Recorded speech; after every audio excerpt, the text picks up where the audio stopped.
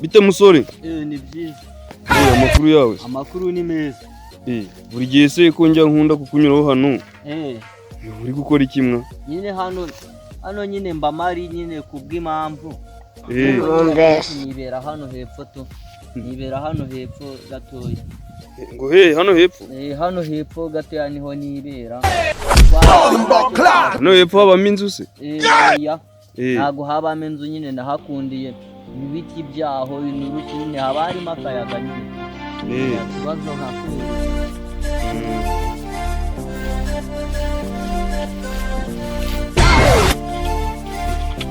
Urugendo kurutoroshera. Hano baridanje hano iwawe pe. Chakora hariho n'uduti twiza.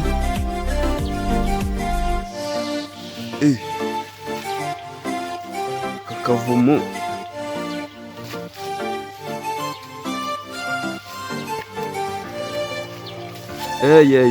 Ubwo ndahagera se sha. Ubu aha niho ujya uryama? Hano niho niryamira. Ndafasa nyine fresh nkiryamira. Ubu si wabitekereje ute kugira ngo uhitemo kuza kwibera hano? Nyine kwibera aha hantu. Nabonaga nyine ubuzima bwo ku muhanda, urusaku rwaho, imiziki wapi ngewe ntabwo njya mu bintu by'imiziki nyine. Nk'ibyo ngibyo. Ndaza nyine nkiryamira gutya nkajya ku muhanda nyine nkifatira icyo kurya nkigarukira ahangaha. Si nta bisimba bibamo ahangaha sira? Ibisimba se igisimba kindenze ni iki? Nta bisimba nabyo kabisa. Wumva nawe ubayeho ku buryo butoroshe? Nyine aba ari ubuzima ni danje niko nabivuga.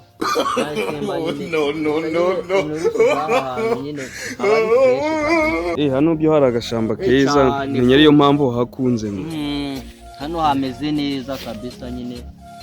Urabona ni ahantu dore urabona nk'utu twatsi ko umuntu arahaba ari utwatsi. Umuntu arakahaba ari kumanwa nko mu minsi iri imbere. Nko mu minsi iri imbere ndaba ndi gukorera abantu imiti mu hano. Tuno twatsi nyine. Nibyo bimwe bakoramo imiti. Bino bakoramo imiti nyine urabona nk'utu ngutu. Uvugutira abantu nyine bamwe barwara inzoka fresh nyine ugahita ubahereza. Nicyo kintu nyine cyatumye nza kwibera hano mu ishyamba. Ushaka kuhashyiramo business?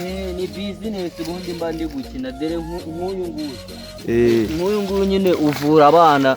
Bano bana barwara mu nda kabisa nyine tuntu nk'utwo ngutwo. Nk'abantu nyine bakuze bo baba babize ko nibera hano.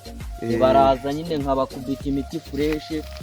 Nkagenda nanabereka nyine ukuntu nyine ibimera bivamo imiti irenze. Ibimera buriya nibyo bintu bivamo imiti ya danje. Nawe nyine wambwira nkaza. Ndabona kubaho kwawe bitoroshe da nubwo wahise ubihinduramo business. Nawe nkazagushakira nyine umuti ukinywera. Ndavura nyine gakondo surayizi. Gakondo njya numva nyine gakondo ndabizi. Gakondo nyine gakondo sibyo ko batemewe nese ko batemewe. Nyine niyo mpamvu nanjye mba naraje kwibera hano. Ako nyine ubutaha nuza uzambwira ngushakire umuti. Ahubwo ubutaha igihe uzaho warabivuguruye noneho ibi byatsi ukazajya ubijyana ahantu mu nzu abantu bakaza kwivuza bimeze neza utagituye mu ishyamba. Batansanga ahangaha urabona nyine. Kwa ahantu hateye ubwoba kuhagera nta bari danje musaza nyine nuko nyine ari